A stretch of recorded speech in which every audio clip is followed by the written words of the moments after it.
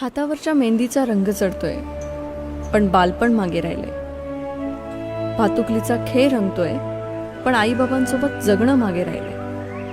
आई, चल पुन्हा बोट धरून नवीन पहिलं पाऊल टाकू. बाबांच्या खांद्यावर बसून संपूर्ण किनारा चालू. तेरे इश्क दा चोला पहन के मैं तुझ में ही रंग जाऊंगी. तेरे इश्क दा चूड़ा पहन के मैं तुझ में ही सज जाऊंगी. मैं नचदी फिरां बन